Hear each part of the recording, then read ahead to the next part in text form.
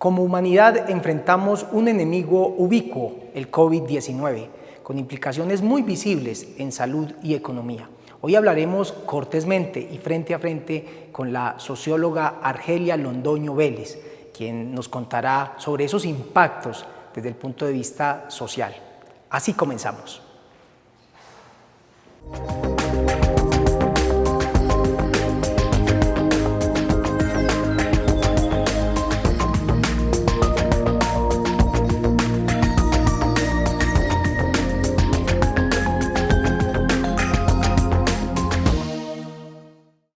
Bienvenidos y bienvenidas a Cortésmente, este espacio de Conecta, un espacio donde queremos propiciar diálogos que susciten temas de interés general. Y pues sin duda, pues venimos afrontando desde el año pasado esta pandemia que indudablemente genera para la humanidad, para cada uno de nosotros diferentes dificultades, situaciones. Hoy queremos nosotros acá en nuestro programa hablar de esa situación desde el punto de vista social, de esos impactos, de qué cambios vamos a tener o venimos sufriendo como sociedad. Y para eso hemos invitado a la socióloga Argelia Londoño Vélez, quien es docente universitaria, investigadora, con mucha experiencia en investigación y en temas de violencia, y obviamente por su formación profesional pues tendrá mucho que compartirnos.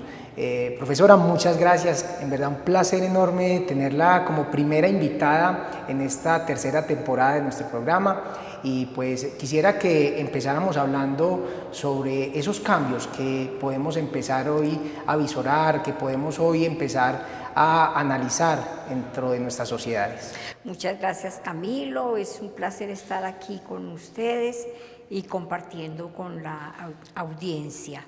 Bueno, yo creo que la pandemia pues ha tenido impactos de orden global y de orden micro, digamos, en cada casa, en cada familia, en los vínculos más cercanos también ha tenido mucho impacto. Entonces hablamos de dos esferas de esos impactos, una esfera global y una esfera pues particular, más del orden de lo privado. Me voy a referir primero, Camilo, como a los impactos globales. Sobre estos impactos globales pues se ha producido ya muy buena literatura, prácticamente todos los filósofos contemporáneos y los pensadores y pensadoras contemporáneas han emitido conceptos sobre la afectación de la pandemia, de manera que es recoger un poco como ese pensamiento global que está circulando ampliamente en las redes y en los libros especializados. Yo diría que hay unos temas que son interesantes. Uno, yo creo que hay un retroceso de lo público, digamos, del valor de lo público. Y eso es muy preocupante porque quiero citar solamente un evento que de este último mes, y es como los pronósticos, digamos, sobre el curso de la pandemia tienen una voz privilegiada, por ejemplo, en Bill Gates, que representa el orden de lo privado, digamos, representa pues si bien una fundación, pero representa también el capital detrás de las vacunas, y él es el que hace los pronósticos frente, por ejemplo, a un organismo multilateral como la OMS, y su director que apenas habla después de que Bill Gates hace los Siempre pronósticos. van como un paso atrás. Va como un paso atrás. Esto puede ser también muy del orden mediático, pero habla de que los organismos multilaterales, intergubernamentales, están en retroceso, digamos, frente a las farmacéuticas, frente al mundo de los negocios, que son los que están hablando, digamos, del curso de la pandemia. Y me parece que esa es una señal de alarma que debemos coger. Otro me parece es que, por ejemplo, las vacunas no sean un bien público, sino un bien privado, aunque muchas de ellas se han desarrollado con recursos públicos y hoy son objeto de negociaciones bilaterales, porque también el organismo multilateral, que es el COVAX, tiene menos peso, digamos, en el orden de los negocios internacionales alrededor de la vacuna. La vacuna no es un bien público y eso es muy lamentable para el mundo público, o sea, incluso para la humanidad. Bueno, ese es un primer, digamos, impacto de la pandemia y quería pues dar como esos dos ejemplos. Otro tema que me parece muy interesante es que si no hay una distribución equitativa, digamos, de las vacunas entre los países ricos y los países de menores ingresos o los países pobres o de medios ingresos, la desigualdad es muy patente, digamos, y es solamente como la punta del iceberg de la desigualdad global.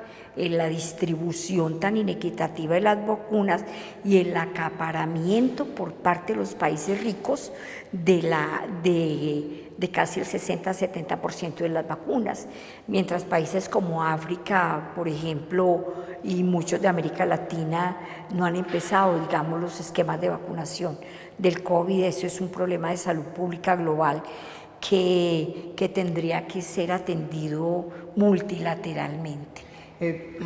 Profesora, yo quisiera que fuéramos, y en esa, partiendo un poco de lo que usted mencionaba ahorita, cómo hacer ese símil entre esos diferentes factores globales, pero también desde algunos aspectos más locales, que digamos que ya en términos muy de la sociología estaríamos hablando de lo local, lo que tiene que ver claro, con lo global y lo local. Hay algunos aspectos en los que indudablemente hemos referenciado por medios de comunicación, por líderes, por las mismas conversaciones entre las comunidades y entre las familias, y es que el mundo va a cambiar, que las personas, que los impactos económicos en materia de salud van a generar un cambio en la sociedad. Podemos hablar de algunos cambios ya tangibles en el comportamiento, en la cultura, en las relaciones. Sí, yo creo que no es solamente, Camilo, que el mundo va a cambiar, sino que el mundo cambió. El mundo ya cambió. El mundo cambió y, a ver, en el mundo de las relaciones, fijémonos en lo que nos pasa a cada uno y a cada una. O sea, pensemos cada uno en el psiquismo individual. ¿Cuáles son los sentimientos que están aflorando en esta pandemia? Porque el mundo emocional, la sociedad también tiene un emocional. O sea, no hay solamente un emocional individual, sino que también hay sentimientos colectivos. Por ejemplo, se puede hablar de autoestima colectiva, o se puede hablar de ira colectiva, o venganzas que son colectivas. Entonces, el mundo emocional, que es un referente primario porque tiene que ver con el cuerpo también, yo creo que hay una pandemia de miedo. Pues no solamente el virus como pandemia, sino una pandemia de miedo, de pánico, y entonces eso deriva en problemas serios de salud mental. Pensemos solamente que prácticamente cada familia tiene su propio duelo, y eso hablaría de que la sociedad misma está en duelo y que no hay mecanismos para procesar esos duelos individuales ni colectivos. Una sociedad que pierde, digamos, en un año 100, 200, 500, 1000 personas, 2 millones de personas y medio en Colombia, es una sociedad doliente, es una sociedad que está sufriendo sin mecanismos colectivos para procesar el duelo. Pensemos también, además, Camilo, por ejemplo, la sensación de no futuro. O sea, la sensación de incertidumbre social. De vulnerabilidad. ¿Y qué va a pasar? O sea, ¿y yo para dónde me muevo si no me puedo mover? ¿Y yo qué planes hago si todo es tan incierto? No puedo visitar a mi familia porque las prohibiciones no solamente son legales, sino que ya hacen parte del cuerpo individual y del cuerpo social. y tenemos mucho miedo, digamos, de recuperar la movilidad, la libertad de movilización, tenemos mucho miedo de montarnos en un avión, tenemos miedo de subirnos al transporte público, quienes usamos el transporte público, tenemos miedo de hacer una visita, así sea al abuelito, al papá, tenemos miedo de reunirnos con nuestros hermanos, tenemos muchísimo miedo y prácticamente quienes transgreden ese miedo lo hacen con costos, digamos así, con costos individuales y con costos sociales, porque la incertidumbre se ha instalado en la vida personal y en la vida colectiva. Así es. Profesora, yo quisiera también que, si bien este es un tema muy amplio y en el que pues, estoy seguro de que el espacio se nos va a quedar corto, hay algo y es que detrás de la pandemia se ha escondido de todo. Se ha escondido desde información, manipulación, pero también en materia de salud, digamos que hay otros elementos, otros factores, por ejemplo, con el tema de que antes normalmente las personas tenían un seguimiento a lo que se conoce pues como ese seguimiento que le hacen a las personas de controles de salud. Exacto, los controles de salud, otras enfermedades. Entonces yo quisiera que habláramos primero de eso que puede esconder, digamos, que toda la atención que ha tenido la pandemia y que ha pasado con lo otro. Sí, hay un término que se está utilizando ahora que es pandemias en la sombra. Esas pandemias en la sombra, yo me quiero referir por lo menos a dos. En primer lugar, el tema de las violencias en ese espacio del mundo doméstico en donde hemos sido confinados, porque pese a que hay muchas personas que están saliendo, en general el clima que se vive es de confinamiento, porque nadie se mueve libremente, sino que todos nos movemos con mucha precaución o incluso se ha suavizado el ritmo, digamos, de lo social. Ese caminar frenético del mundo se ha hecho más pausado y eso significa que también en esos confinamientos hay un orden que se está alterando, porque no es lo mismo, digamos, vivir en ese espacio privado 3 horas que vivir 9 horas o vivir 8 horas, y la interrelación permanente que no es siempre armónica, porque tenemos que decirnos la verdad, nuestras familias, la familia también es una red de relaciones muy conflictiva, no siempre los miembros de la familia están en armonía o en buenas relaciones. Basta mirar las cifras de medicina legal, del ICBF, de la DIJÍN, de la Policía Nacional, y nos dicen que al menos el 40% de las familias tienen graves conflictos, y graves conflictos que se expresan por la vía de la violencia. Entonces, una de esas pandemias en la sombra es la violencia al interior del mundo doméstico, especialmente la violencia contra las mujeres.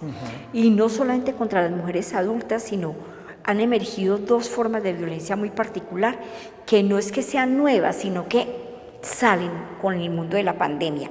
Uno, la violencia contra los adultos mayores y sobre todo contra las mujeres mayores. Es decir, miramos las cifras de medicina legal y eso es una cosa aterradora. Faltaría pues que nos den los últimos datos en forensis para poder hacer un análisis mucho más acertado, pero yo creo que ha habido mucha violencia contra las personas mayores en pandemia. Y por otra parte, la violencia contra las mujeres y las niñas, especialmente la violencia sexual. La violencia sexual porque es que el confinamiento con el agresor o que generalmente es algún miembro de la familia, entonces facilita las situaciones de violencia, y hay un fenómeno que nosotras llamamos el colecho, y es que es el hacinamiento también reforzado por las condiciones de la pandemia, porque Si alguien de la familia se ha quedado sin empleo, viene para la otra casa, lo recibimos en un acto de solidaridad, pero también incrementa las posibilidades y el riesgo de las personas vulnerables a la violencia sexual, que son las niñas y los niños. Entonces, de eso tenemos que aprender a hablar, porque en realidad la pandemia ha sacado a flote esto, además del tema de la violencia contra las mujeres. Si bien los datos de medicina legal dicen que ha disminuido, lo que ha disminuido en realidad es la denuncia. ¿Por qué? Porque tampoco podemos ir a la comisaría, tampoco podemos ir a la policía, las mujeres tienen más restringidos sus movimientos y no pueden acercarse a las autoridades competentes, pero esto no significa que la violencia haya disminuido.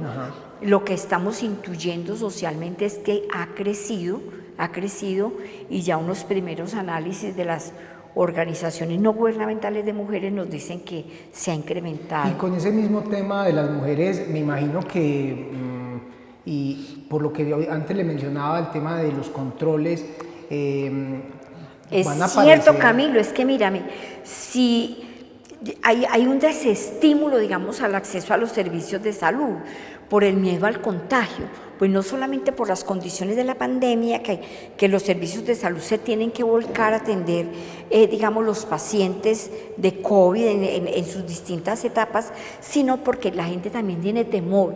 Dice, yo voy para el hospital o voy para la clínica o voy para el consultorio y allá están los pacientes de COVID, entonces más bien no voy. Entonces, ¿qué tenemos?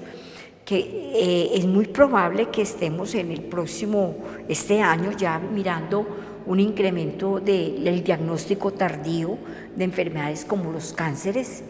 La gente no ha vuelto a decir, yo aplazo más bien que me hagan la colonoscopia porque esto está como muy grave, yo aplazo que me hagan la citología, yo aplazo que me hagan el examen de mamografía, yo aplazo, incluso mire que ha habido ya algunos síntomas de que hay menos acceso a los métodos de control de la fecundidad, porque tampoco las personas van al control de la fecundidad o a conseguir los anticonceptivos. Entonces hay una serie de problemas de salud que han sido desplazados por la atención de emergencia de la pandemia, pero también porque hay un desestímulo. Yo creo que también hay un desestímulo a que la gente vaya a la consulta o la gente acuda a los servicios de salud, porque estamos inundados por el miedo. Estamos inundados por el miedo y ese miedo nos aleja de los servicios de salud, así sean los de atención primaria. Quisiera aprovechar estos últimos 5 minutos, profesora Argelia, para que habláramos del tema de educación. Creo que este año ha sido, pues para muchos niños ha sido algo interesante en su mundo virtual, digital, les ha quitado carga hasta académica, pero de ahí aparecen 2 elementos que yo quiero que analizáramos, profesora, y es, primero, cómo se ha ido perdiendo esa posibilidad de estar frente a frente al otro, de interacción, de sentir al otro, pero también lo que ha pasado en las zonas rurales, donde no hay internet, donde hay dificultades y suscita otras carencias muy altas para acceder a la educación.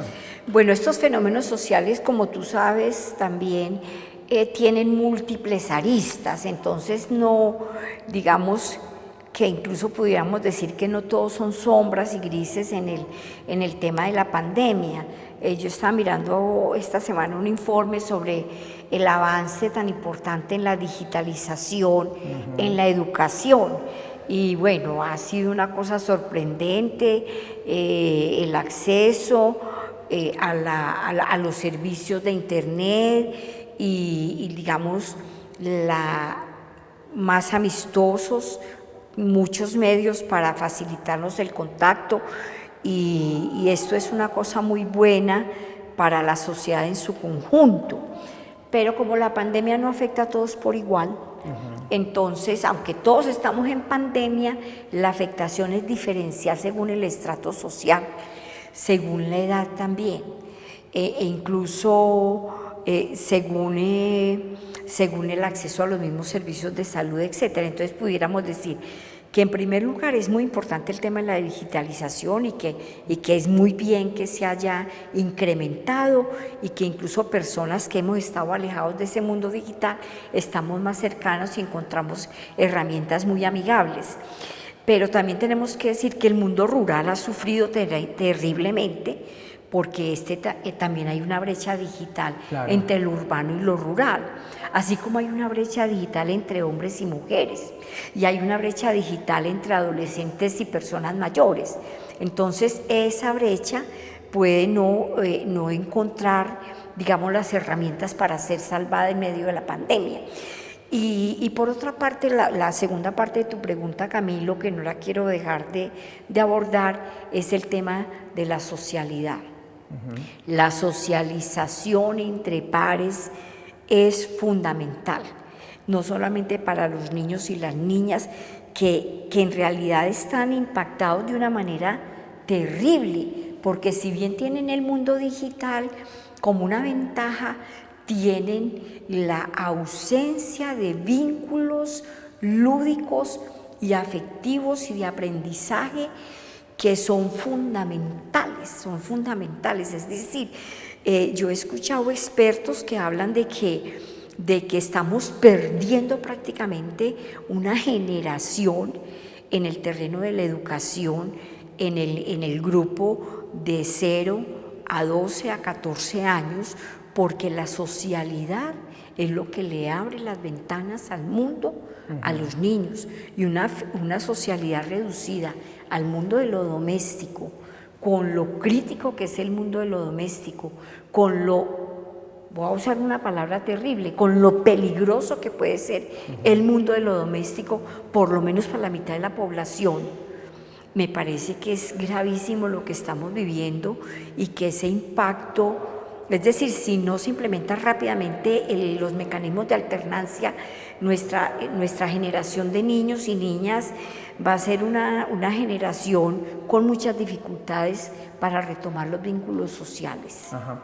Bueno, finalmente, profesora Argeli, muchas gracias porque realmente ha sido un espacio muy enriquecedor para todos nuestros televidentes. Yo principalmente feliz de estar con usted acá compartiendo.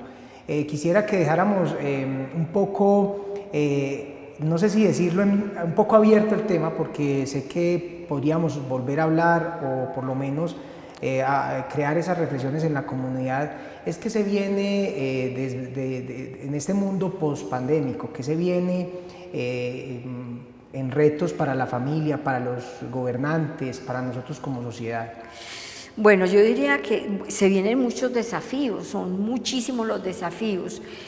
Pienso en dos. Uno, en el terreno político porque esa misma pérdida de lo público de la que hablábamos al principio del programa, también hemos perdido la calle como espacio público, hemos perdido las plazas públicas, hemos perdido el jardín botánico, hemos perdido los lugares de caminar. Hemos perdido hasta la ronda de la Quebrada porque prácticamente se ve muy poca gente caminando por la ronda de la Quebrada aquí en el Retiro. Entonces hemos perdido muchos espacios públicos. Yo creo que hay un retroceso de lo público que es muy grave.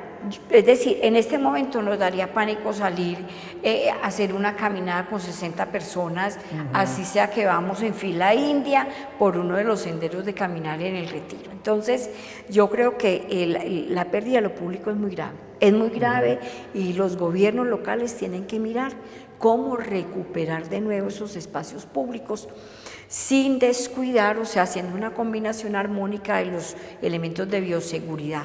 Pero lo público hay que recuperarlo porque es que sin lo público la ciudad no existe.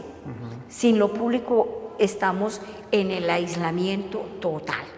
Y por otra parte, en términos de convivencia, yo creo que en términos de convivencia hay que hacer una cantidad de reflexiones en cada familia, porque un espacio que puede servir para fortalecer los vínculos humanos también se ha convertido en un espacio de mucho riesgo para los miembros de la familia. Y yo sí creo que esa reflexión hay que hacerla porque en la pandemia se han desestructurado mucho esos vínculos humanos, aunque en otros espacios yo invitaría a ver este último documental que ganó el premio en la China, el del desayuno.